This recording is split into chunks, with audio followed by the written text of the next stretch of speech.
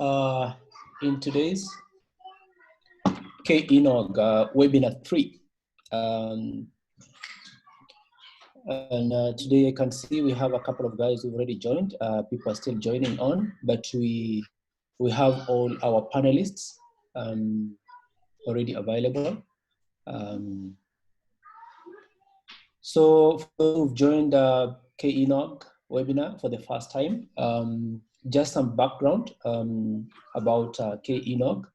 So it is a volunteer-led community that aims to enhance local technical capacity in the areas of network operations, internet services, internet security, automation, storage, and cloud-based services. And of course, we had a goal when this initiative was started. And the goal was to provide a platform for knowledge sharing and capacity building. And we are talking about, we have different teams now, what we can call targets. We have students who are still in school. We have those ones who've already cleared schools and looking at how they're going to fit into the industry. We also have people who are already in the industry, so exchange of information. And based on the fact that we have a couple of specialities that we are dealing in terms of field, that's network operations, internet security, services, and the likes, we know that we are not all jacks of all trades. We have those who specialize in different areas. So we have our website, which is kenog.org. And then on the website, you can be able to see the program committee members, the teams that are behind all these arrangements. If I am losing you, somebody can be able to say anything. Okay, so this is what we have had as a plan, monthly webinars with up to 3 presentations. Then we also plan for tutorials. And we had our first webinar on 26th June, then followed by the second on 23rd of July, and this is the third one.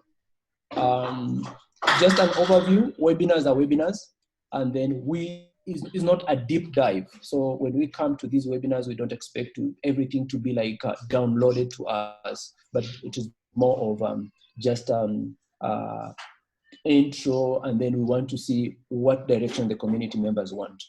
And so that's it. That's it about webinar. We have a WhatsApp. I will be able to share you the link so that you can be able to connect, to join, where we normally have more interactions on who is doing what, who needs support, and the likes, generally in regards to the industry. So today we are privileged to have presenters from the InfoSec. We have our own local guys from within who will be able to take us through these sessions, and we have divided it into 2. So we have the first session, which will be a presentation from Laura Teach, and then after that, it will be, we'll go into a panel discussion, which will have a couple of panelists, as you will be introduced by the moderator, who will be Tyrus. So just an overview of what Laura is. Laura, she'll explain about herself, but on a high level, she's an InfoSec practitioner and co-founder of SheHacks, KE. So Laura, I'll pass the ball to you so that you can be able to introduce yourself and also project your slide and take us through. You'll have up to 15 minutes, and then we'll have to jump to Q&A. Welcome, Laura. Yeah, thanks a lot, Calvin. Yeah. Can you all see that?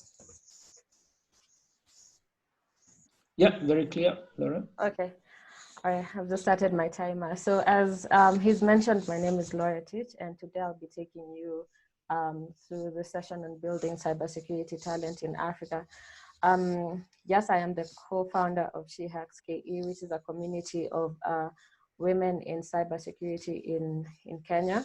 And the community brings together experts, learners, and InfoSec enthusiasts to share knowledge and network and just guide each other through the process of, learning what the industry entails.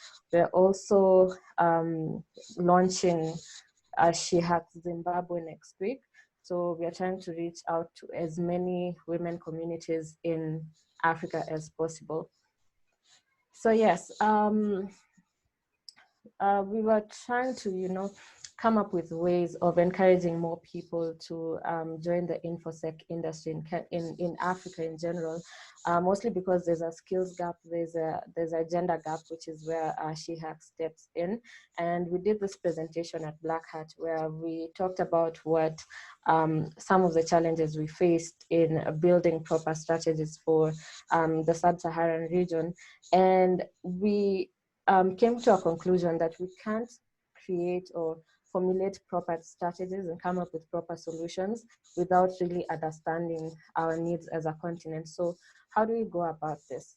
Some of the things that we should look into when you're trying to see what the tech industry in general entails and how we can bring in cybersecurity is to realize what are some of the most used technologies, understand the threat landscape, and then see the effects of cyber threats, in terms of the economy, individuals, and to businesses.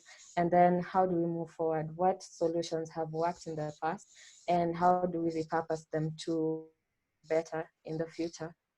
So some of the key areas of growth in the Africa region, and in Kenya especially, is mobile money, where we have a 92% penetration rate of mobile money in Kenya.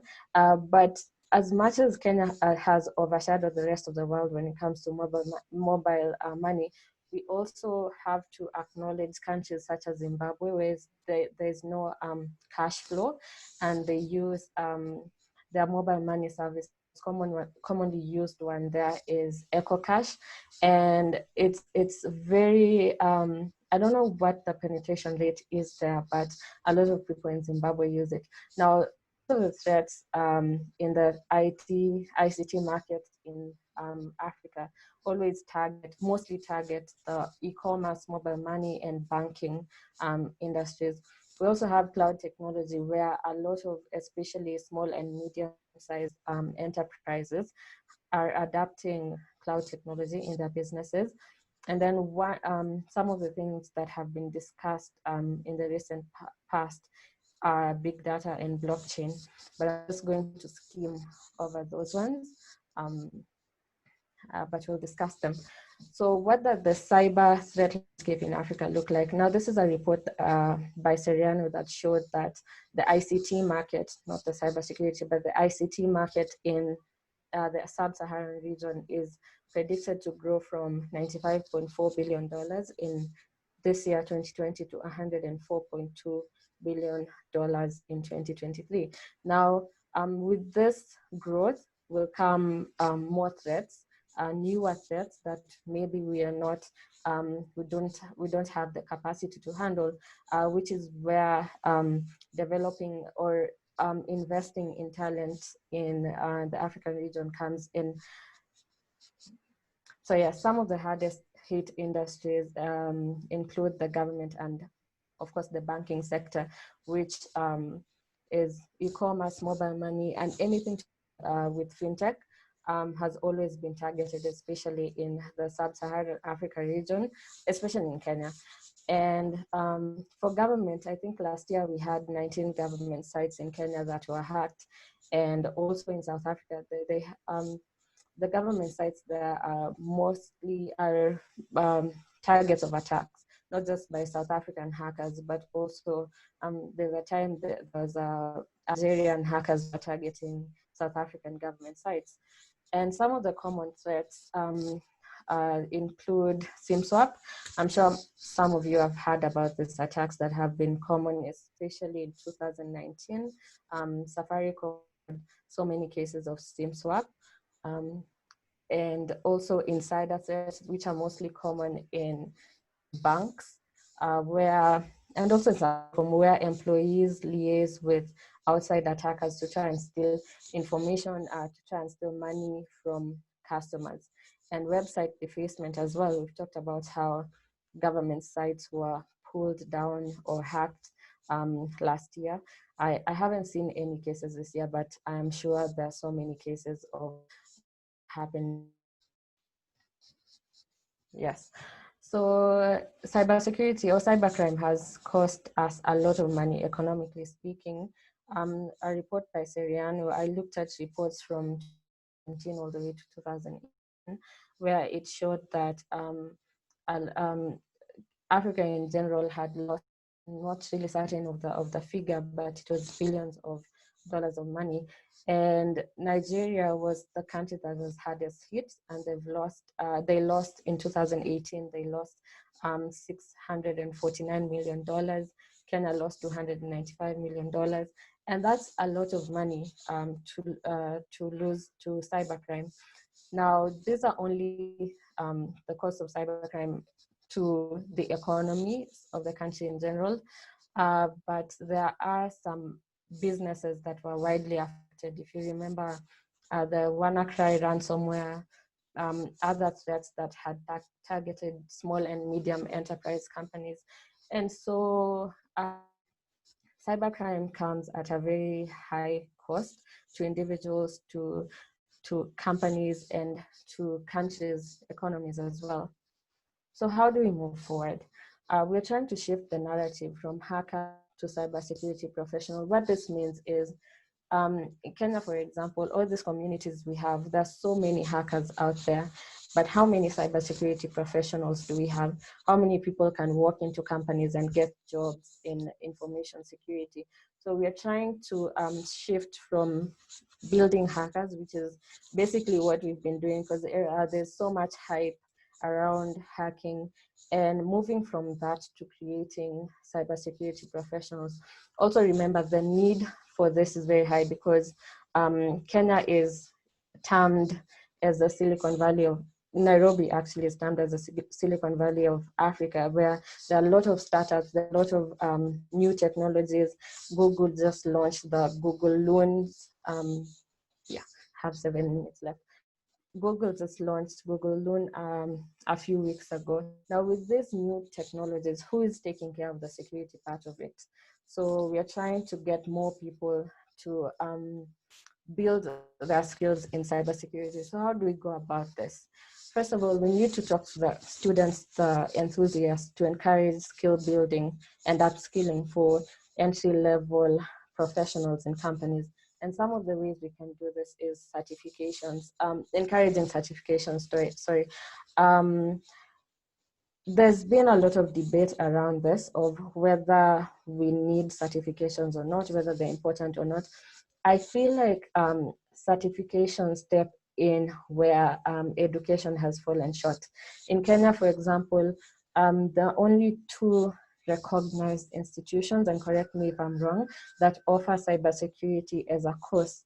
Now, most of the professionals that we have now are self-taught, or they've been taught through communities mentorship, but there's no formal education around cybersecurity. So this is where certifications come in, where we encourage people to take up different online certifications. You don't have to be in class. There are so many. There's certified ethical hacker, which you can start with before you build your way, to getting an offensive security practitioner or SCP. And then one of the other things that we can encourage people to do, which some of the panelists have been doing, are CTFs. Now CTFs capture the flag, that it's called capture the flag, competitions that seeks to kind of sharpen the skills of competitors. Now there are different styles of CTFs. There's attack defense style, where there are 2 opposing groups. Now one is trying to defend a system, while the other one is trying to attack a system. Those are just examples of CTFs. There's Jeopardy style CTF, where you're given clues. It's like an online treasure hunt, where you're given clues, and using the clues, you're trying to solve particular problems before you move to the next level. Now, if anyone is interested in finding out some of the CTFs that you can practice on, I could share some links. And also Labu is in a group where they do CTFs, and he could share that with you as well. And then practicing with bounties. Now, if you've heard about bug bounties, where companies work with platforms such as HackerOne, where they encourage cybersecurity practitioners to try and capture vulnerabilities in their system. Now, once you capture a bug, you report it to the company. Safaricom is actually the only Kenyan company I know that has a bug bounty program, and you can sign up, and you're allowed to, within a specific scope, to try and look for bugs and then report it to them. And then you will be, once you report it to them, you'll be recognized, and you'll also be rewarded in monetary form. So how can we make it better? First of all, building communities. Communities step in, just like certifications, communities step in for institutions of learning, where you find institutions, education institutions don't offer cybersecurity as courses. Now you get to learn with communities, you get to network together, just like She Hacks is doing, Africa Hackon is doing, the Kenya Cybersecurity and Forensics Association is doing cyberspace, which Jones is part of the panel. Now these communities help to build or has created platforms where people can interact with each other, people can learn from each other, find mentorship, which is another point of how we can make it better. Education as well, encouraging institutions to offer courses around education, or encouraging individuals to take up certifications, as I mentioned earlier. This will strengthen this, or will help upskill them, so that we have better professionals in the industry. Mentorship as well, for people who've been in the industry long enough, it's important to pass down your knowledge to the younger generation, because there's not so much support around information security. So this is where we come in, people who've been here before. Just hold someone's hands, show them the path. They don't have to do exactly what you do. They don't have to get into network security if that's what you're into, but just show them how the field looks like, so that they can decide for themselves. And then for companies, maybe support regional talent. Like if you're planning to have a test done, a security test done, instead of going outside and sourcing for international individuals, we do have talent here. So support local talents, support locally built tools, like the Mara framework by Christian Kisutsa, which is a mobile application testing framework. And yeah, so that way we will get to even encourage more professionals to show off their skills. And then the last bit, okay, you guys, can someone read for me that last bit? What is it? You mean conversation? Oh, having conversation. Sorry, yeah, having conversation around information security, which is exactly what we're doing right now, and just to encourage people to just come together and make this industry better. And those have been my 15 minutes. Remember, it's a collective effort. We all have to come together, and if we want to build a better, stronger cybersecurity industry. So yes, I will answer the questions on the platform because I ran out of time. But thank you so much for listening. Thank you so much, Laura. That was a real run through. You kept time very well. So yeah, as we can see, it's really like a high level of the security perspective of it. And we open the floor for, we're looking for Q&As. So you have a couple of questions. So Laura, you should be able to answer, and questions can continue coming in even when we move to the next session, so that others can be responded to. Can be responded to on by text or live. So the first question is talking of communities. Any that's dedicated to OCP or OSCP study? Yeah. And then I think you can capture that with the next one, which is related, which is how many certifications are there? Do I can I answer it? Yeah. Correct. Okay. So I am not sure of communities that are dedicated to OSCP. Usually these communities are just focused generally on information security in general. So I do have my own group that kind of died, but we were focusing on OSCP studies. And if you want, we can I can ask around, see if there's a group you could join. If not, then we can create one. How many certifications are there? There's so many certifications. If you're a starter, maybe try Cybrary, CompTIA Security Plus certification. You can try CEH, which is Certified Ethical Hacker, which you can find at Statmo is partnering with iLab to offer that, and also ICRAL Innovation Hub, which is the only and the biggest cybersecurity innovation hub in Eastern Central Africa, are partnering with EC Council to offer such certifications.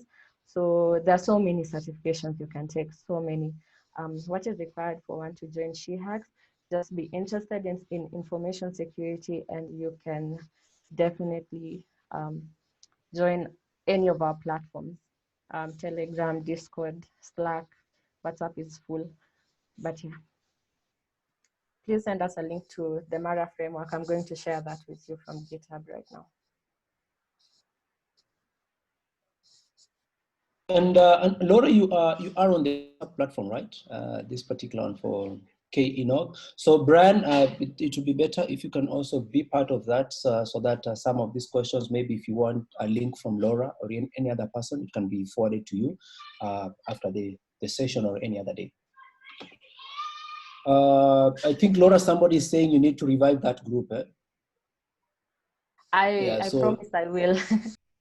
Yeah, so looks like people are hungry for this information. I think I was expecting somebody to say, to wonder how, what level of security we are in as Kenya as a country, because somebody told me that our banks in Kenya, most of the banks are currently, when we talk about network security, they are currently running two networks. There's one network for banking system, then one network for internet. So they normally use a policy like better safe than sorry. I think you guys need to reach them. So that's how security is so far. Edgar is saying that I'm also interested in being in that particular in that group, Laura. So Edgar, if you can you'll be able to get some answers probably from Laura on the WhatsApp group. Then we can be able to move from there. We are working on the KeNOG WhatsApp group is almost full, but before it gets full, we are working out on a different solution that can be able to accommodate more people. By the end of this week, we should be having something up.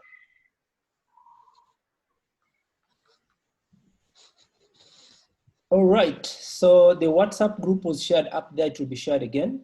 Somebody sending anonymous. Laura, question for you. Okay.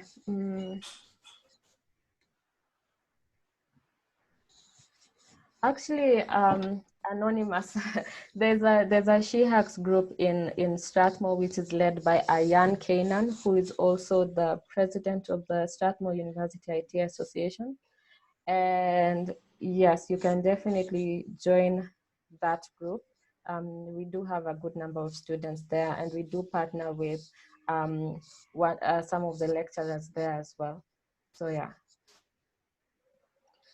Okay, for when it comes to security, Laura, do you have like a path that you can be able to tell somebody? Like, I'm sure maybe you might have explained it on the presentation, but like if I can give an example, somebody who wanted to get into networking, there was like an unwritten law whereby somebody knew that they have to go to do like an A+, N+. Then once they do that, they jump into Cisco CCNA and then CCNP. By the time they reach there, you see they're making some voice outside there. Security, what would you advise? Like, what would be the approach? Because it's broad. It's very, very broad. What I usually tell people is if you have an IT background, then start with what you know. Like if you're a web developer, get into web security. If you're a mobile app developer, get into mobile app security. But if you don't have any of that background, then security is it's not as complicated as programming. That's from my perspective. I wasn't a fan of coding in campus, but we do have a career path guide at SheHacks, where we try and guide people into taking up careers that would be beneficial in the Kenyan market. So that is something I can also share with you. Yeah, it's like visualized pictorial image. Okay, thank you so much. So I'll give a window for one more question, and then we can be able to jump on the other side while Tyrus tries to make sure that his microphone is working okay. We can give a window for one more question. I see somebody has posed. Yeah, I say Mara framework is good, but MobiSF is also very good. But why I was talking about Mara, and I know I do have friends in even Safaricom who use it. It's a locally built tool. It's built with the foundation of the Kenyan market in mind. So yeah, also just supporting our own. And if you have any recommendations for it, you can always reach out to the developers, tell them what you need from them, and they would definitely work on that. How has the Kenyan government contributed to cybersec talent? I'd be honest and said I haven't worked with the Kenyan government yet, so I'm not really sure about that. But we do have the CS for information ICT. I forget his name, but he's been on the forefront of working with Kenyan IT experts to, but mostly they focus on technology in general, not IT security, not InfoSec specifically. So that's a good question. And if there's anyone from the government here, please let's work together. Yeah. Okay, yeah, that is Musheru. There's somebody who has asked something which I was waiting for probably somebody to mention. What is the level of IT automation, IT security automation in Kenya? And maybe in that line, for me, if I could ask is, automation, has it brought more strain for you guys if you are the one who is trying to you are the security expert? Maybe just to aspect, and then you can close that.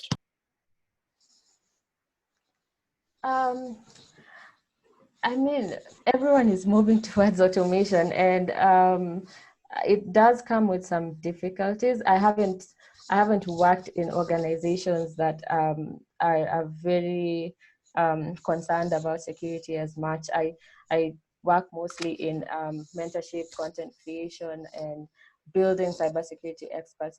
But I would say someone like Labu has a company that has that does pen testing and all this security testing and security stuff.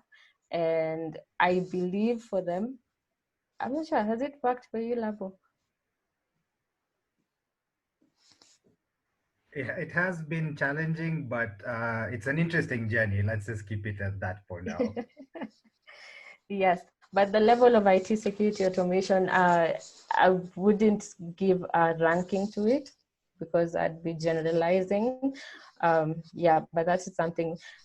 Another point is we need data. We need data around cybersecurity in Kenya because we are working on assumptions most of the time. We don't actually know what level, what risk, what level of risks we have in companies as a country in general. So if we can do any research around that, which Serian has been doing a good job, that would be amazing.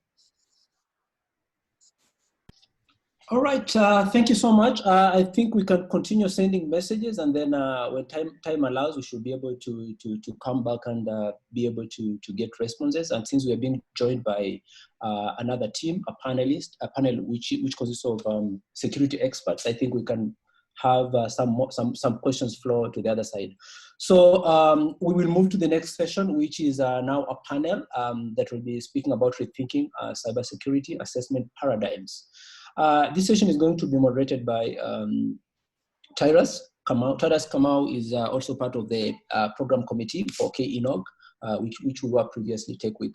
And so he'll take us through that. And so guys, you can be ready with questions because we have more people here now to respond to any question that comes from any corner. Welcome, Tyrus, to the session. Thank you so much, Simon. You can introduce the team, yeah. Yes, so good afternoon, guys. Thank you so much for joining this session. And thank you, Laura, for such an insightful presentation. We really appreciate it. So the next session will be a panel session that will be led by myself. And I'd like to have the panelists introduce themselves in under 1 minute. Tell us who you are, what you do, and what it is that your strengths are as far as cybersecurity is concerned. So we could start with the lady, Veronica. Thank you, Tyrus, and to the panelists also. I'm humbled to join you today. My name is Veronica Rose, and I'm an information systems auditor. I also do cybersecurity assessments. I am also a director at ISACA Kenya chapter. Thank you. Yes, Veronica. Labu. Good afternoon. Thank you, Tyrus. Thank you to the KeNOG team and committee for having us on board. My name is Amajit Laburam, also known as Labu. I am a penetration tester and a noob at red teaming. So basically, I focus mainly on network penetration testing and phishing-based attacks on corporates. And I run a company called, I'm a technical lead for a company called MacroSec, a local Kenyan cybersecurity company called MacroSec. Thank you. Thank you so much, Labu. I'll go to Jones. Good afternoon, everyone. Thank you, Tyrus, for having us here. My name is Jones Baraza. I'm the founder of Swift Intellect and Cyberspace Kenya. I come from a software engineering background, and currently I'm the Blacks in Cybersecurity Ambassador in Kenya, and I'm a published author, and I like to develop CTFs. I'm an InfoSec consultant. Thank you. Thank you so much, Veronica, Labu, and Jones. Then we also have Kelvin Njau. You can introduce yourself. Hello. So my name is Kelvin, a student, and also I'm the current CTF captain for team. I don't actually know the pronunciation, but the freaks. And also a CTF player. We have made it to several finals so far. We are heading to Egypt on October. Then we made it to the DEFCON red team in CTF. So it's quite an honor to be here. Thank you so much, Kelvin. Thank you so much, everyone, for joining this particular panel. So for the audience, my name is Tyrus, security consultant under Euclid Consultancy.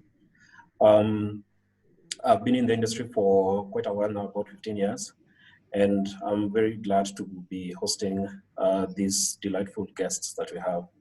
And we shall be discussing the paradigm shift that we are seeing in as far as cybersecurity is concerned. So what we're going to look at is, one, how have the methods that have been used in cybersecurity, especially in Kenya, changed over time? And number two, how are the new methodologies that are coming up, even as a lead up to what Laura was talking about, building capacity? How are they feeding into the skill set and also into the marketplace that try and effectively make cybersecurity assessments a bit more effective, and companies can also reap benefits. So for the audience, feel free to ask questions through the Q&A. Our panelists will try and answer all your questions. If they can't, we'll be more than happy to answer the questions in different forums. But I'd like to start with Jones, who comes from a software engineering background. So maybe the first question I'd throw out there is, we hear that there's always a shortage of skill. And I think for me, that is a song that I've been singing for the last 10 plus years. But later on, when you dig deep, you find that it's not actually skill that we don't have, is managed skill. You know, we have the skill, but needs to be channeled in a very deliberate and defined direction. So how do you see that being built up or being, you know, reinforced and reaffirmed by the CTFs that you've been developing, and how does that channel back into the industry? Once again, thank you very much, Tyrus. It's true that the idea that we have skills shortage globally, not just in Kenya, but globally, has been around for quite some time. But then again, we get to see that we have very highly qualified people who are out there looking for jobs, especially in information security. Now the question becomes, if even the highly skilled and highly experienced individuals are lacking jobs, then why are we still claiming that we have skills shortage? To answer that question, the short answer would be specialization. And just to elaborate on that, in information security, we have two perspectives. You have the defense and you have the attack side. So once people get the interest in getting into information security, most of them tend to go towards attack, because they find attacking is a bit more interesting than defending. Then once they do that, we get to have so many people who are specialized or have skills in attacking, then we lack enough personnel or people with skills to defend. So I'll give an example. For instance, many people currently are going for offensive security certified professionals, or ASCP, which is actually a really highly credited certification when it comes to attack. But then again, these systems that we are trying to attack, they also need individuals who are going to be defending against those kinds of attacks. So if we more or less lean towards attack, then we are indeed failing the defense side. So when you talk about the skills gap, here we talk about the specialization in the sense that what are you really interested in? Are you going for attack or are you going for defense? And then something else that I've been able to observe during my experience during in information security is that we've come up with so many certifications that now people are more or less interested in paper than the skills. Now, if you have the paper, for instance, I'll give an example of our Kenyan education system, whereby there's much emphasis on passing the examination, but then again, we fail to master the skills behind them. So once we lean towards certifications, we tend to forget the practical aspects. And that's where now the capture the flags, the CTFs come in. Because with CTFs, the emphasis is on skills development. Because at this point, you're given a challenge. For instance, a network that you want there's a message that is passing through a particular network. And we want you to capture that particular message and tell us exactly what that message is. So to do that, you have to have the skill. You have to know exactly how am I going to get into that particular network, one. Then how am I going to capture the packets? The packets, that's the messages that are passing along the network. Then how am I going to decipher the message that is passing along? So this is a move away from the more or less book kind of training whereby we sit in classrooms and just read about books, onto the now, let me put it, a more manual approach, because we now have to put your skills to the testing. That is my point in regard to that. Thank you so much, Jones, and that is very well put, because you've laid it in perspective. I remember when I was starting off, there were no certifications, none. The only certifications that were available were Cisco and OCPs and OCPs for Oracle. And even getting into cybersecurity very early on, it was very manual. So it seems that we are now, piggybacking on going back to where we started from, where we build the skill. And one of the narratives that has been peddled lately is that certifications only give you, they only allow you to go past HR, simply because HR has been given a brief that we want a security person. They need to have 10 certifications, If you miss one of them, then you miss the job. And for me, that has always been, a contentious area. But then I'll throw it to Vera, who comes from a more structured audit perspective with ISACA. How do you feel this particular angle of building skill and getting someone who has practical skill as opposed to having certifications, which ISACA does issue as well? Where does that sit from you from a business perspective? Thank you, Tyrus. I'd like to say that when we say that we have no skill, we don't have cybersecurity, there's a shortage of cybersecurity skills, I would like to say it's a myth, because we just need to think differently about this. Current recruiters are looking at hiring people who, let me just say, someone posts a job and they expect someone to have all the certifications and also 15 years of experience, but they're hiring you for an entry level. So there is that, we have a miscommunication between the hiring bit of it and also the requirements for the job. So what I would say on this on the organizational level is that institutions should look internally. The people are there, the skills are there, and the cybersecurity discipline is not a standalone discipline. You look at have experience in computing, and I'm very sure those people are very well are suitable for being trained to even work in the security roles more than how the current recruiter is looking at it. I think the best way to deal with this claimed shortage of cybersecurity professionals is to funnel, actually starting from students, employees, the willingness of someone, the willingness of someone who wants to join the cybersecurity industry, help them. And I'll also love to say that with certifications, certifications, the current recruiter will see your certification, and that is how they'll get credibility. I'm not saying they are bad, you need to have them. However, ensure that you are also growing. The threat landscape is changing. The certification you had yesterday, remember the certifications also expire. So don't expire with the certification. Thank you, Tyrus. Thank you so much, Veronica. And I think it's almost akin to the COVID-19 certificate, right? So you're tested today, doesn't mean that 10 years from now you're COVID-free, right? So from a personal perspective, I've recruited a lot for security roles, and I still do. And more often than not, I think within the first 3 minutes of a phone conversation, I can pick if there's someone who knows what they're saying, or they have a suspicion of what they can do.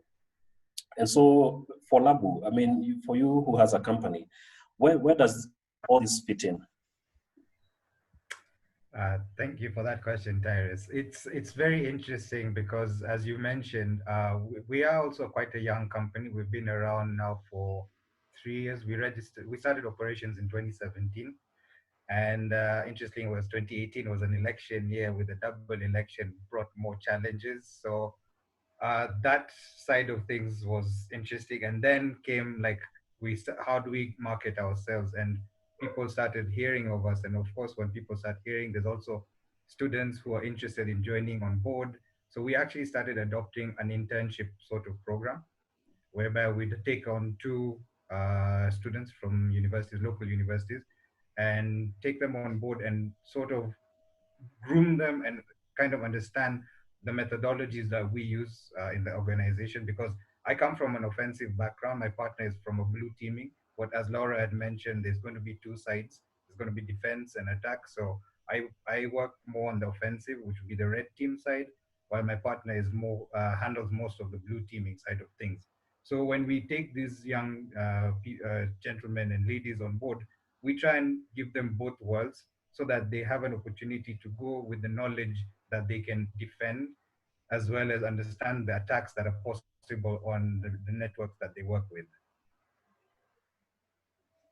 Okay, that's a really good model, because I'm always for that. I'm always for grooming the talent, because again, talent can be runaway. You don't want people falling on the wayward side and getting into unrewarding tendencies. But I think that is something that I think most organizations should employ. And you see, it works for you because you understand the tech and you understand what your business needs. But then the challenge has always been with large organizations which have very structured and bureaucratic HR and recruitment processes, or they even outsource the recruitment. So most people are given a list, and the checklist is the much they're going to go through. So, so for Kevin, who has, I'd say he's the youngest entrant into the offensive side of things and catch the flag competitions. What is your sentiment about certifications? Is it something that you would spend time and money on, or are you going to stick to CTFs as a way to upscale your skills? So on CTFs, actually, the best part about CTF is that you get technical skills. And apologies for the video, I'm not so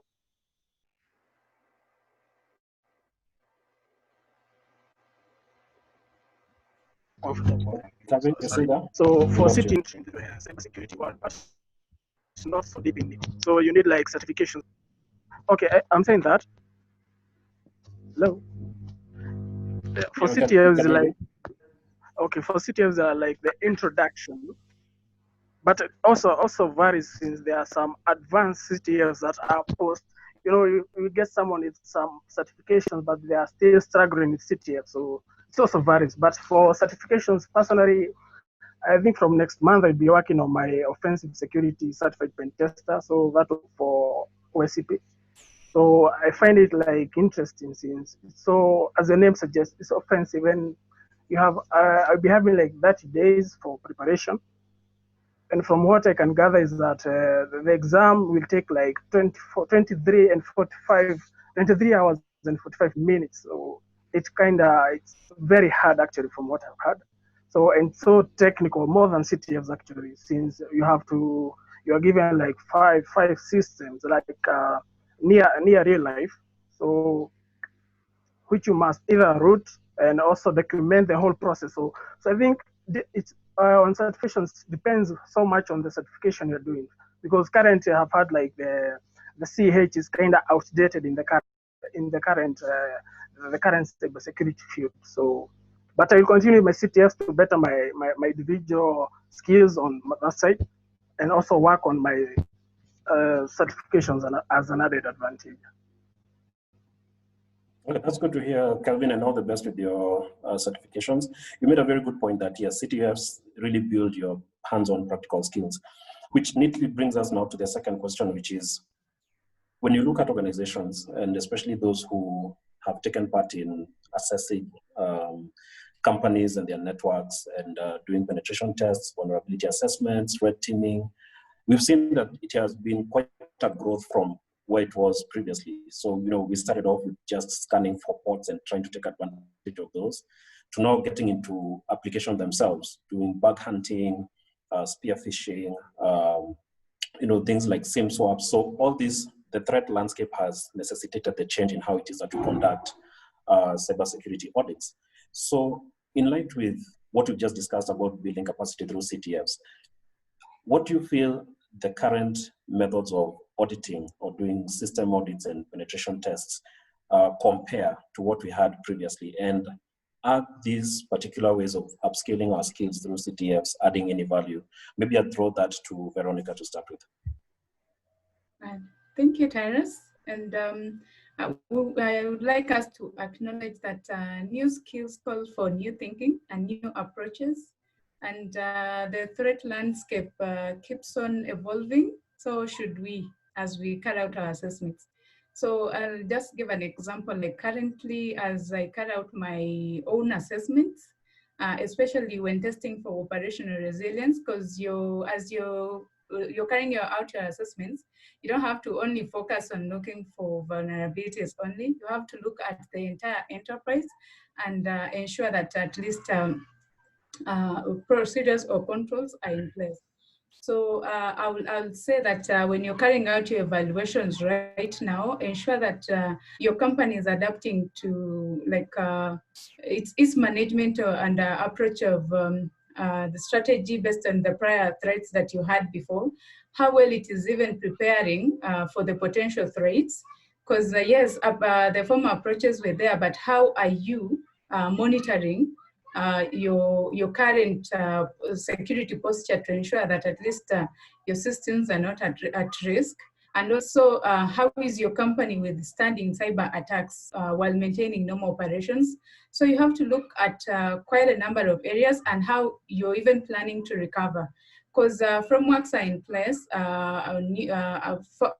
standards are in place, but at the end of the day, how will you recover just in case? We cannot say that having the correct frameworks or right frameworks in place, you're secure 100%, no. So the new approaches like the CTF, I'll appreciate what KeNOG is actually adopting. These new approaches or assessments are actually helping organizations respond even faster to threats, compared to the way they used to approach them before. So now the new approaches, I'm very sure they're helping assessors and also building skills on how we are restructuring. And also it is also helping on how we are focusing on underlying reasons, not only focusing on vulnerabilities, but also looking at the new procedures on how we can put new controls in place to ensure that at least we have a secure cyberspace. Thank you, Tyrus. Thank you, Veronica. That's quite a good question. It's a good thing I actually threw that question to you because I wanted Labu to just share his experience and also his approach, because when you look at the big four audit firms, well, back in my day, I remember the first time I saw an auditor from one of the big fours. He came with an Excel sheet and he was doing a systems audit, and I laughed at him. So I mean, for me, that clearly didn't sound like the right way to do a systems audit, but what did I know? Just coming to the industry. So looking at those formal methods, where you have very controlled structure of what it is that you do, you come with a checklist against you performing a red team. Labu, how do you see these two compare, and is there any middle ground where they meet? Do we need to do away with one, or can they work collectively? Thanks, Tyrus, for that question. From my experience, what I can say is that we still need those, well, not the manual Excel sheet style or the assessments, but at least some form of like internal pen testing, right? Before even, because what has happened of late is what I've been seeing in the industry is defense has a lot of focus on the perimeter, right? What is at the gate outside there, but do we know what's internal? What are the threats internally? Because even our own stuff could be internal threats, right? Or threat points, not necessarily they are the threat themselves, but they could be a pivot point for the threat actor, which is where phishing comes into play. So you see, when we focus fully on the perimeter and we don't look at the internals, we leave a huge gap that can be exploited. And that's where red teaming sort of comes into play, because the key focus is also not just your external network, there's also an element of testing your internal security posture as well.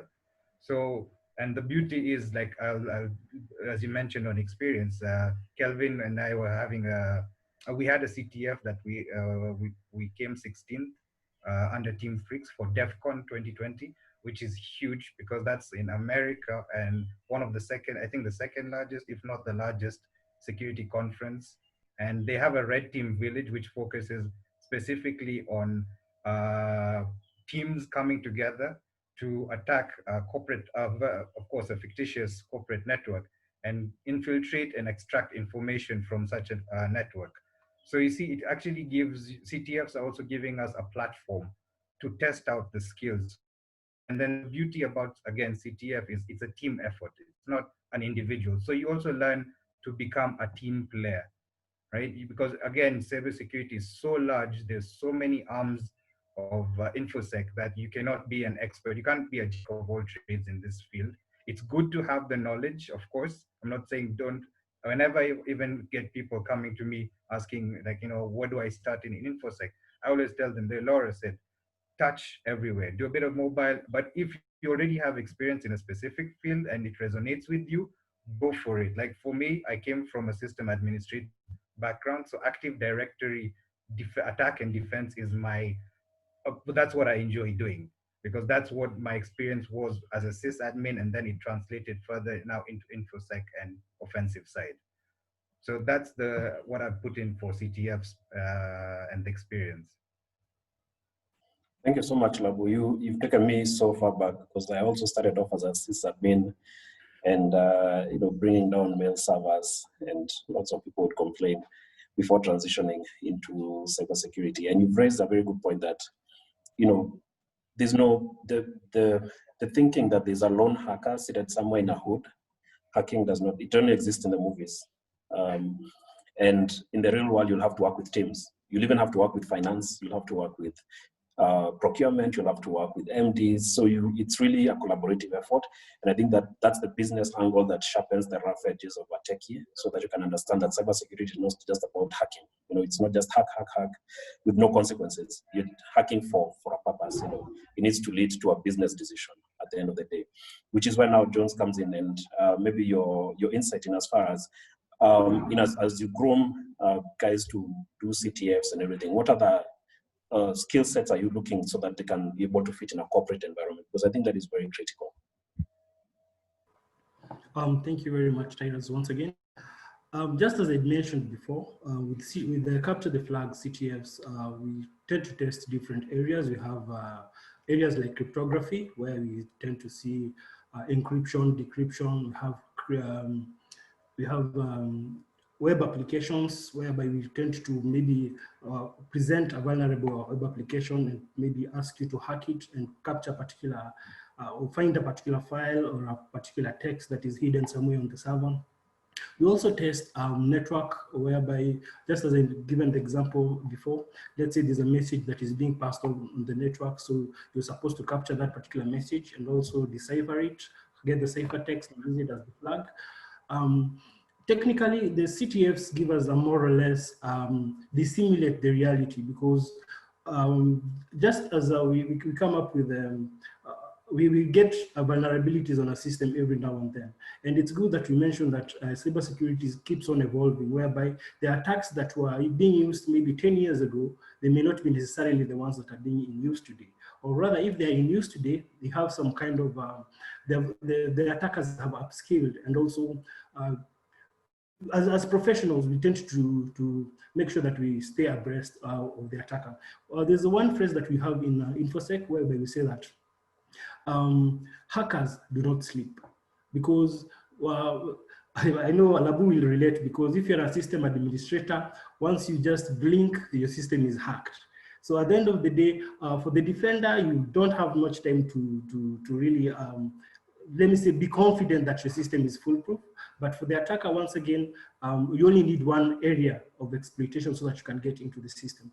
Similarly, with the CTFs, we tend to give out these kind of vulnerabilities. And the good thing about CTFs is that we try to use the latest attack vectors that are present, because we know that, let's say, for example, across server scripting, whereby somebody exploits your browser and maybe hijacks your session and things like that. But then again, the XSS attacks have evolved in the sense that they are utilizing the same, your own system. Let's say a DOM-based attack, for example. They're using the scripts that you have built yourself to exploit you. So at the end of the day, these CTFs are leveraging on the current trend in InfoSec, and as such, we are trying to not only introduce information security to individuals who are interested, but then again, also trying to upskill those who are already in the practice. And I'll give an example of, we have a partnership at Cyberspace Kenya with the Zulu Meets, whereby we run, every Friday we run a CTF, whereby the first person to capture the flag actually walks away with some very nice nyama choma barbecue meat from Zulu Meets, courtesy of Zulu Meets. Thank you very much, Zulu Meets, for that. So at the end of the day, this kind of enticement more or less pulls people who are not, let me not say people who are starting off into InfoSec, because sometimes you get guys who have been there for years, but then again, they come and try, okay, is it possible for me to get this meat this week? So through that, we keep on evolving, we keep on upskilling. Thank you, Tyrus. Thank you so much, Jones, and you're doing an amazing job. And I always see the chats on Twitter as people are trying to really outfox each other in trying to win that particular catch the flag. So for our audience, feel free to ask any question through Q&A. We'd be more than happy for the panelists to take any questions. So coming to Kelvin Zhao. So as a hands-on techie who leverages his skill sets from engaging in CTFs, Do you find that whatever skill you've taken up, works for you in the real world? Have you been in a scenario where you've done a CTF and you've come across the same problem, maybe if you've been engaged as a consultant in the real world? And also, thank you for that question. So, first of all, I want to thank John so much for the CTF.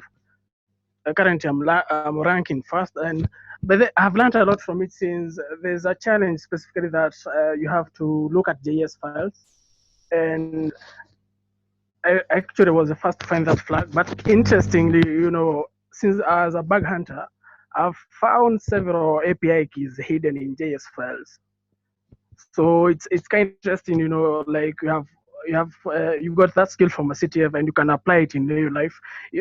From API keys, depending on how sensitive they are, you can assuming like, okay, they vary from the type of API keys you get. You can get AWS for the buckets, and from that you can escalate to actually gain internal access to the company in question.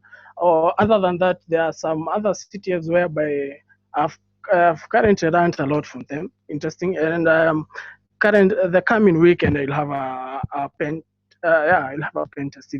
So a friend came to me and asked whether I could help out, and we'll be working on that. So so far the trend is so nice for me. Really good to hear that you actually have a potential job ahead of you after winning several CTFs. Congratulations, man. I'm really happy. I love hearing those success stories. So maybe now to shift the conversation towards as a country, we've discussed capacity building, certifications, and old versus new methodologies. So perhaps Veronica, you'd like to highlight to us what are some of the challenging ideas or some of the challenging situations you found yourself as a systems auditor in as far as acceptance of systems audit is concerned? Because what usually happens is that organizations don't have budgets. They don't have budgets for IT, leave alone cybersecurity. And especially the small and medium enterprises. You go talk to them about cybersecurity audits, they think it's a financial audit. Yeah, because they've never heard of it. So as a practitioner, are these some of the challenges you find across the market? Yeah, thank you, Tyrus.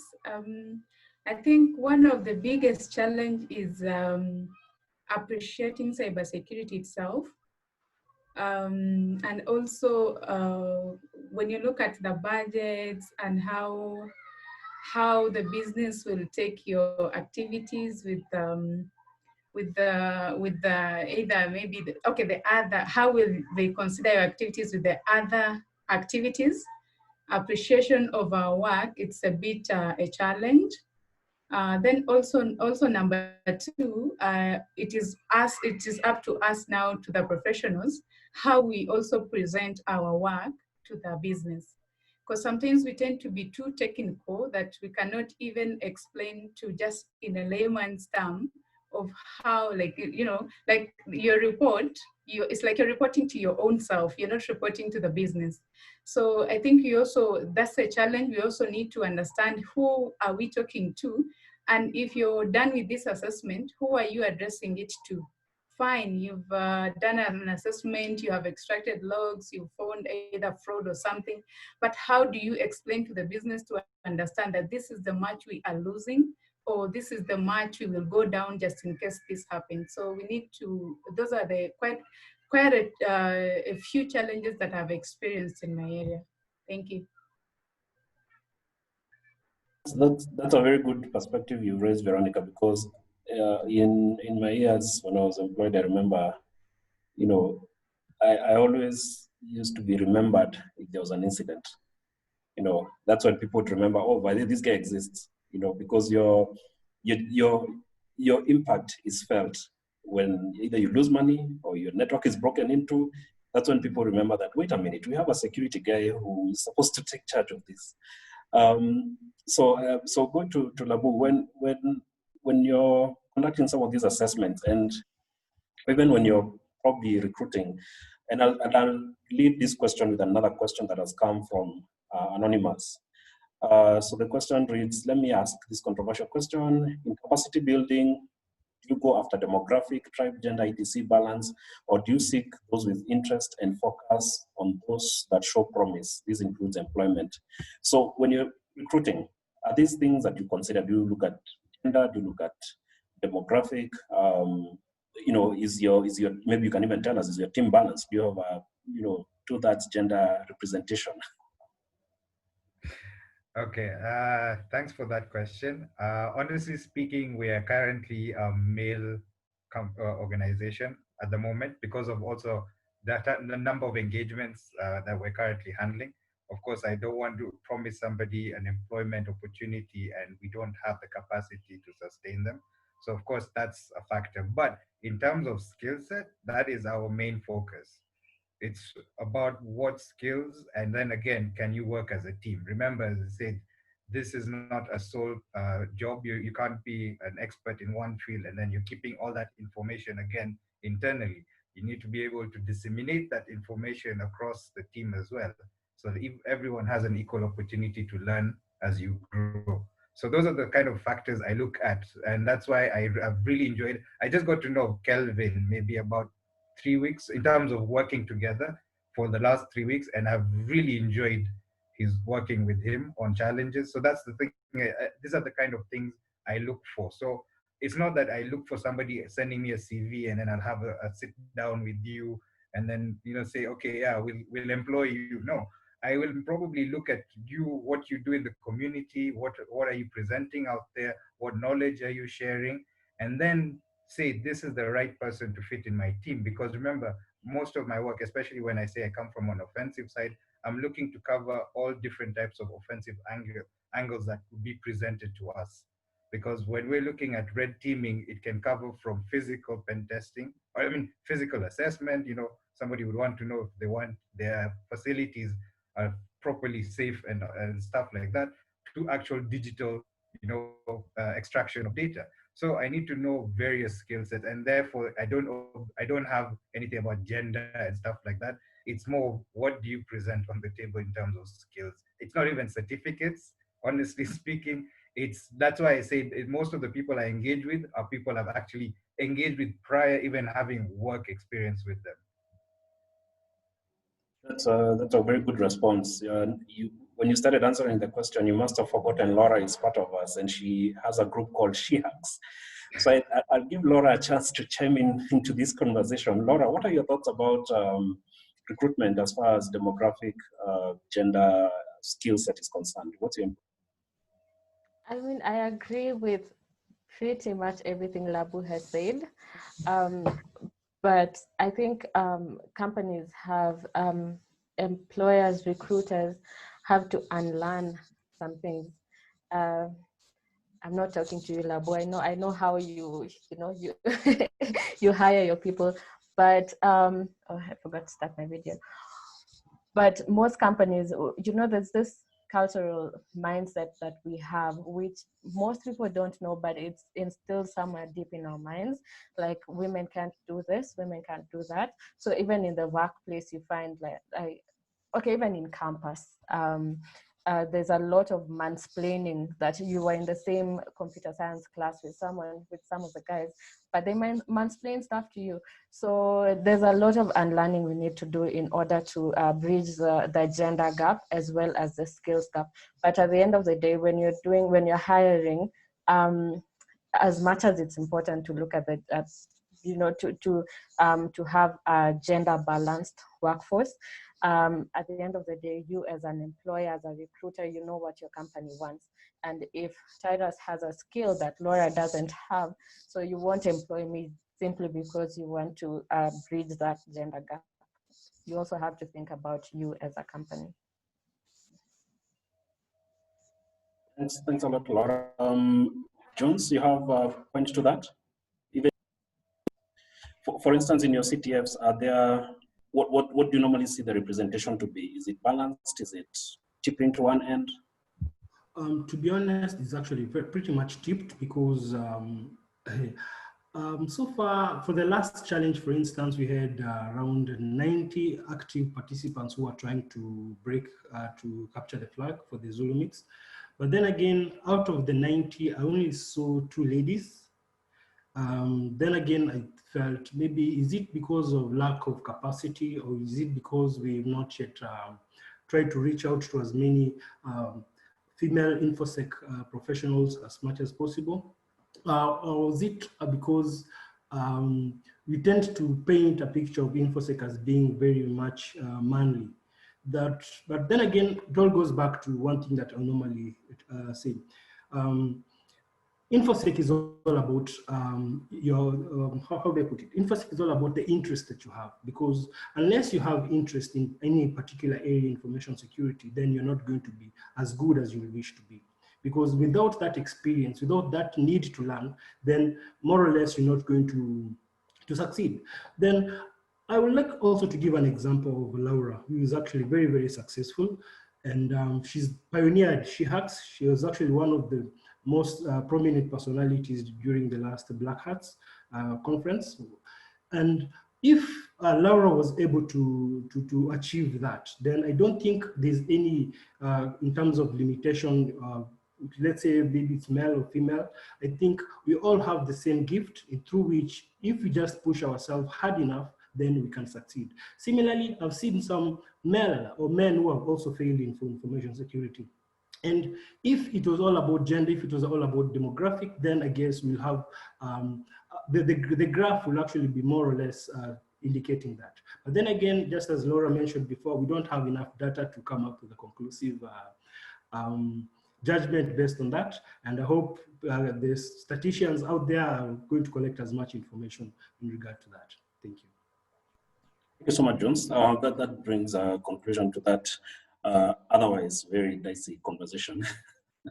But those are very good pointers that have been raised.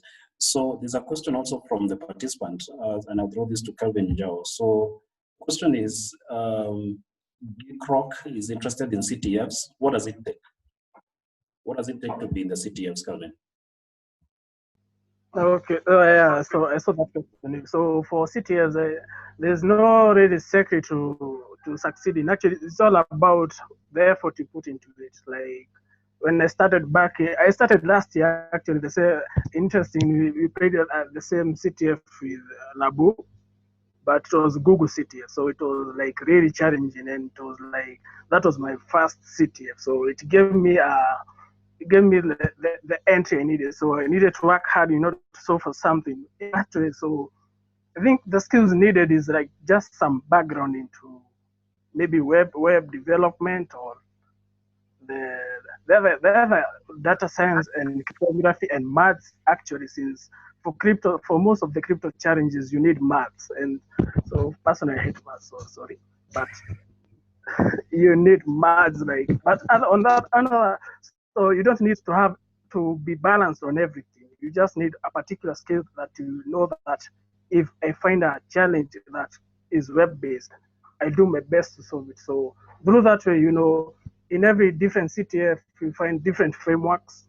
So you find like Flask, you find like Express. So you have to learn about to actually succeed. So if you get into CTF, actually have just a basic knowledge, and after that you have to advance as they become your way. So for Nick, if he has a background in any field of the mentioned one, he can try out the upcoming CTF will be on Friday. He can check out some of the challenges, and that can be his entry into CTF. Thank you so much, Kevin.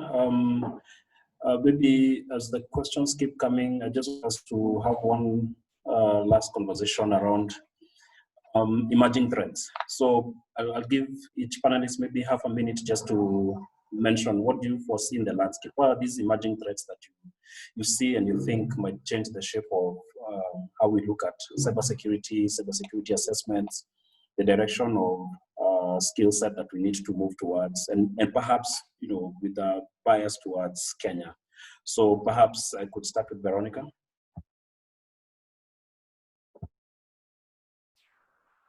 Thank you, Tyrus.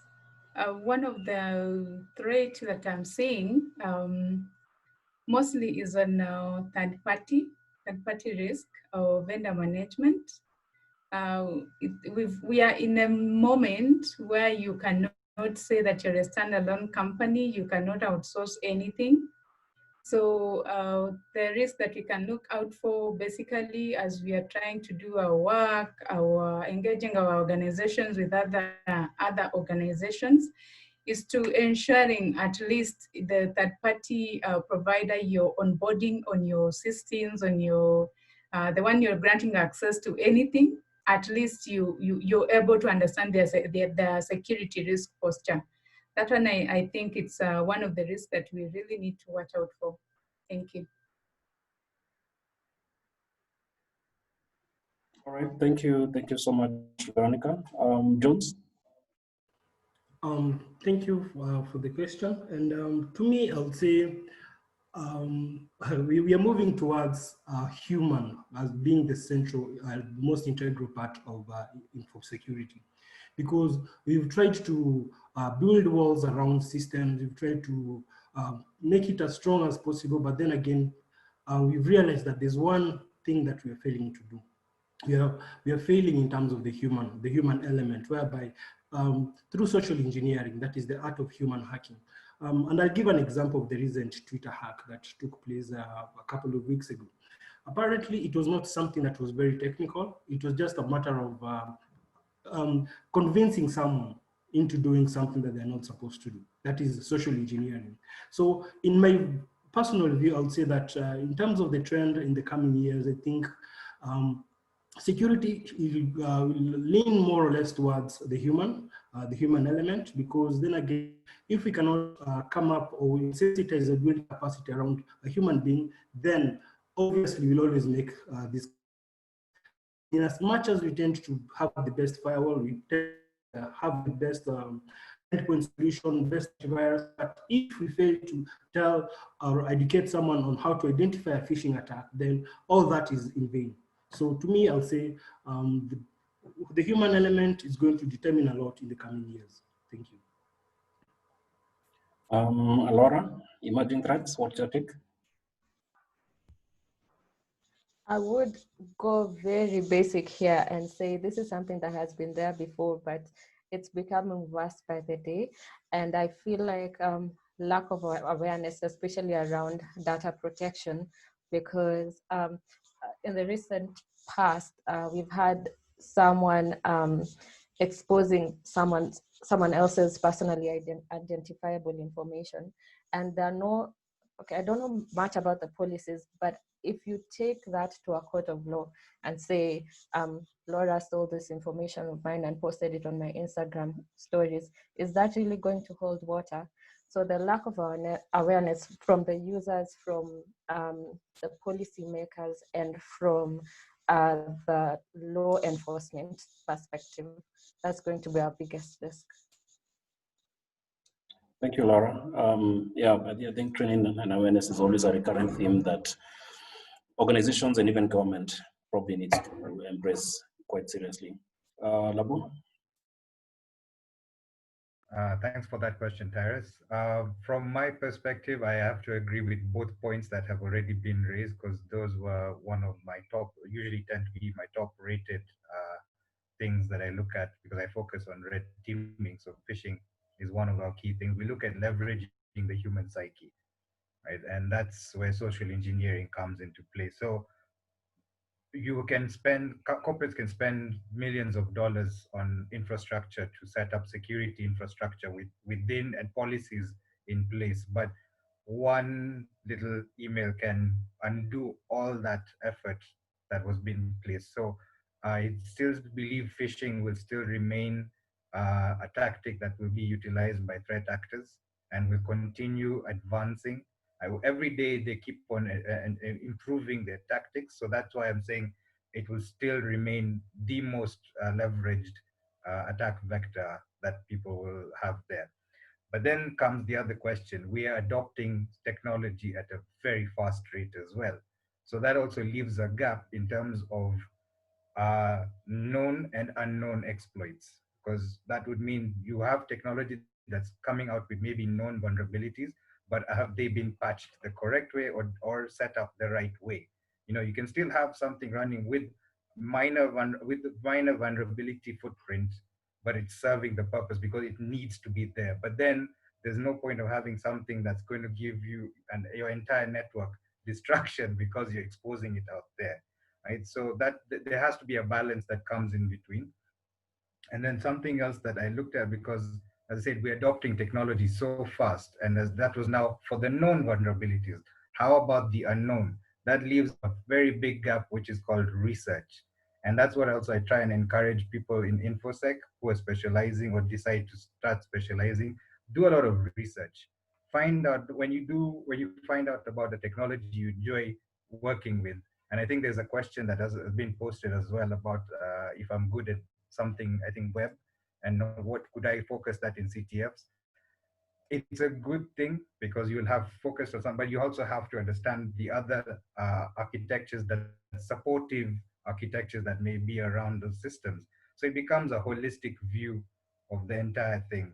So you're not looking at just the infrastructure, you're also looking at phishing, and then you also have to look at research going forward. Specialize in those skills and then share the knowledge. Thank you so much, Labu. You mentioned something that I'm a proponent for. R&D in cybersecurity is something that we largely need to embrace, because then again, other than just researching for the sake of writing papers, we also need to develop products that are tied to that research that fit the market, because no one knows our market better than we do. So I'll go straight to the Q&A. I have a couple of questions here, so I think I'll probably pick 2 or 3. So this can be answered by anyone. So from Anonymous again, hello. What are the different type of areas do you think a company can test its own employees on cybersecurity apart from emails, that is phishing? So anyone wants to take that? Okay, maybe I can chime in on that one because we do assessments. So awareness is of course the biggest thing, but aside from email phishing, now when you're talking of just the general employees, as Laura mentioned, data protection, because an employee may think they're using even policies of just like having your mobile device connecting to the Wi-Fi at the office. If there's somebody who really, a threat actor, if he's determined to get information out of you, they will spend the time and effort to get that information. So they could find that just a small policy like allowing people to log into the corporate network with their mobile device is the avenue a threat actor needs. So awareness, I think, is the only key thing you can really impart to an employee about these threats that are out there, because I don't see any other form of imparting that knowledge to someone who may not have the technical skill set to defend themselves. So awareness is the best way, and then guiding them on what measures they can take to defend themselves going forward. Okay, thank you so much, Labu. Another question. Suggestively, if anyone had the skills or background on a certain environment, say web, crypto, Android, or other security platforms, he or she has a better perspective to dive into CTF on the same platform as they're good at. Maybe someone wants to pick this? Yes, I can take that. Yep. Just as the Labu and the rest of the panelists have just been mentioning, is that once you start, for the capture the flags, you have to start with where you're strong at. And I remember Kevin has actually also mentioned that, because it will be very difficult for you to do a challenge on cryptography if you have no knowledge on that particular area. But if you have a knowledge on web, then start with the web, because at the end of the day, you build your skills from ground up, not from up down. So if you have a strong knowledge on web security, or rather web applications and how they work, if you know cryptography or Android or any other security platform, I believe that's where you have to begin from. Then again, when you have the background knowledge, also the issue of interest also comes in. Because for me, I'll speak personally about myself, because I have a lot of interest in malware, for example. So I find myself studying malware analysis and reverse engineering. But my strongest area, however, is in web applications and mobile security. So at the end of the day, it's all about what you're good at and also what your interests are. So I think in order to be effective, and just as Labu has said, you ought to have a wholesome view of the whole thing, but then again, go with what you know and what you're interested in. Thank you so much, Jones. So I'll throw this to Veronica. This is from Michael Maigua. How would you grow and maintain skill within your organization, focusing on your organization's goals? Depends on what your training program, how your training program is, and also depends also on the organization itself. There are organizations that are keen on ensuring that they are developing their staff, and then there are those that are not. So speaking on the ones that are, of course, they'll always come up with the training program. I'll talk about my organization.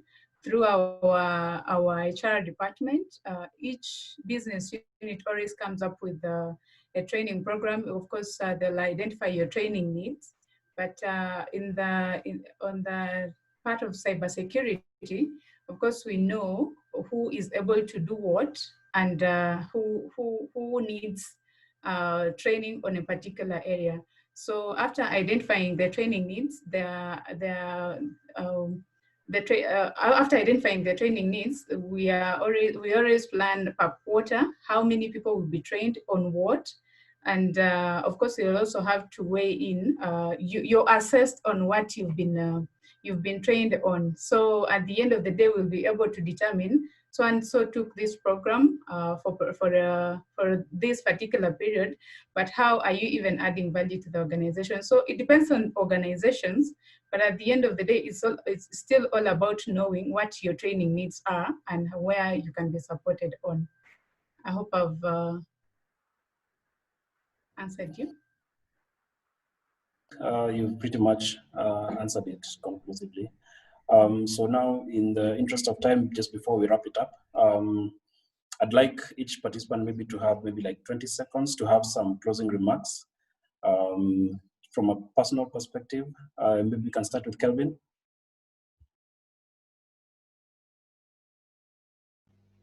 Thank you for that. So actually, from my side, okay, the only thing I can say is that if you're starting on CTFs, don't go against all the challenges at once. Pick a challenge, go through it, understand the concept behind it. Since most of the CTFs actually are aiming at the current, the upcoming threats. So if you can understand a challenge and solve it better, so proceed from that. Not much on my side, though I saw someone ask where you can get the CTFs. There's a website called ctftype.org. You can check it out. Thank you so much, Kelvin, and thank you for highlighting where one can get actually the CTF links. Jones, closing remarks? Thank you very much, Tyrus, and for the organizers of this particular session. It has been quite informative, and I hope our attendants have actually gained something from it. And my closing remark is that information security is actually very, very large, and does not necessarily require you to be a technical person to venture into it, because you have different areas that does not essentially require to be a technical person. So provided you have the interest, provided you have the drive, and just as Labu has said, you have the urge to do research, then I would say that you're pretty much welcome and you will fit into information security. Don't feel stigmatized, because all of us had to start from somewhere, and we are still learning. That's something that I always emphasize. In fact, for my students whom I've actually seen, some of them have joined, I always tell them, while I train, I'm also learning. So none of us is self-contained, and never feel stigmatized at all. So we're all in this journey. So grab what you can, whatever you can. Thank you. Thank you so much, Jones. Wise words right there. Laura? For the beginners, find a mentor, join a community, start small, don't fear. For the intermediate, share your knowledge with people, submit CFPs, talk at conferences, and to the experts, please guide someone, find a mentee, guide them in the field, and let's all work together. Thank you so much, Laura. Labu? I believe everyone has captured the perfect words properly. Jones has captured the thing about, sorry, Laura has captured the thing about community, and I believe sharing of knowledge is very key. So for the people who are getting into it, as I mentioned earlier, if you have a strength, work with your strength, but also don't forget that in CTFs you'll have other challenges. So it's good to learn as you go. And as Kelvin also said, a lot of real world challenges are now being brought into CTFs. So whatever you experience in a CTF, you'll come out of with knowledge on a real world sort of scenario that you could leverage when you're doing your assessments. For the people who are already in the field and working, I still encourage you to research and share your material. I mean, there's this thing called the imposter syndrome. You know, you think that you're not an expert, but then when you start talking to people, they're like, hey, you actually know more than we thought you knew. So even you're like, okay, so I have been learning along the way. So I think is the ability to share that knowledge. You will also, as John's highlighted, you'll think you're still learning, but other people think you're way ahead. So don't let that block you from sharing the information. You may think you're not an expert, but whatever little you know, just share it, because someone out there may not know, and just opening their mind to a new world, you can either convert somebody to join the community or boost somebody to focus on a new challenge that maybe you wouldn't have the opportunity to focus on. Thank you so much, Labu. And actually, that's very true in InfoSec. Imposter syndrome is real. You'll always think, I need to develop a 0 day, but yet you can do magic. Yeah. Veronica, closing remarks? Yeah. Thank you, Tyrus. One thing I want to mention as close, it is ethics in this industry. It is really a critical part because majority of us, when they hear of the word hacker, quote unquote, you're always the bad guy or something. But we need to break this. Ethics is really key, and it's key in our industry.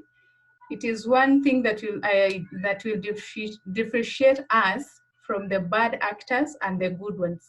So if you're in this industry, cybersecurity professionals are almost indistinguishable from the black hat hackers, from the bad guys. So let us try to clear our houses. Let us clean our windows.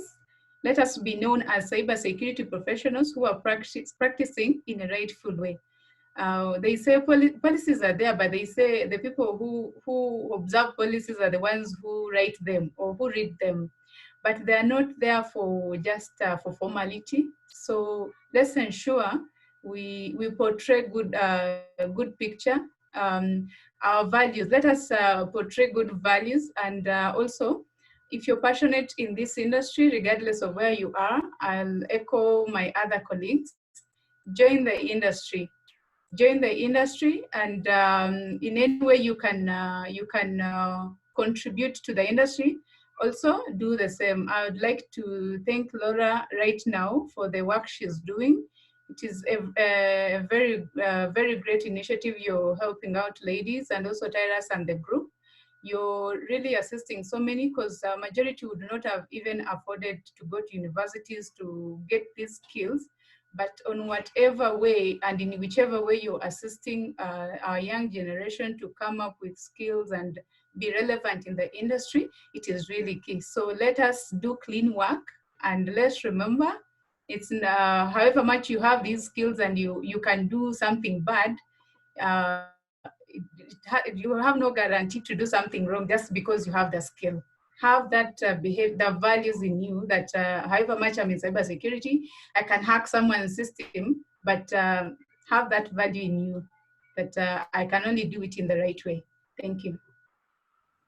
Thank you, Veronica, for reminding us to work within the confines of the law. I mean, we have the cybersecurity bill now, so no one has an excuse to go breaking into people's networks and stealing their money or their IDs.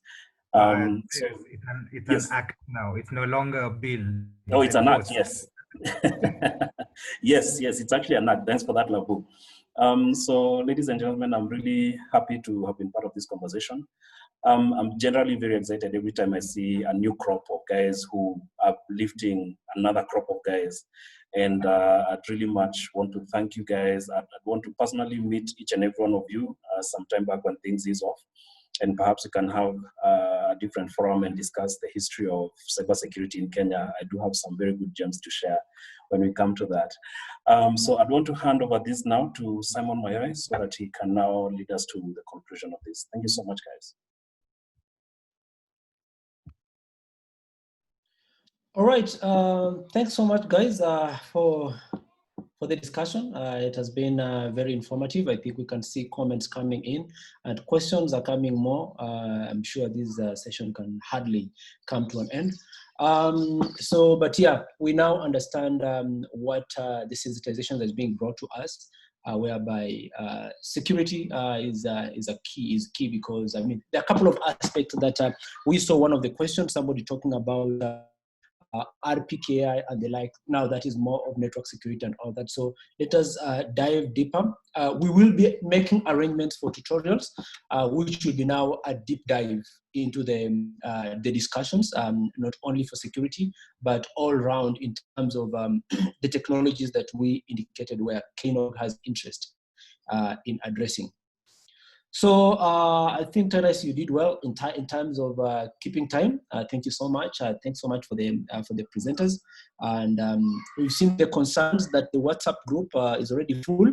I think that makes us to quickly make an initiative to expand that group so that we can accommodate more people, because I'm sure somebody feels if he's not in that WhatsApp, then he's out, but you're taking care of that.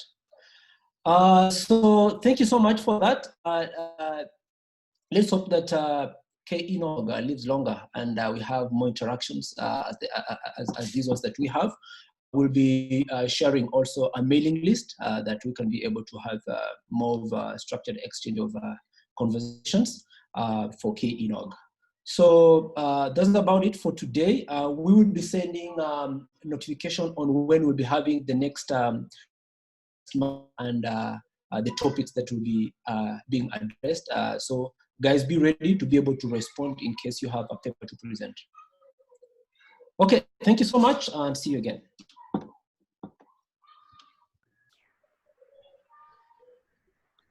Thank you all.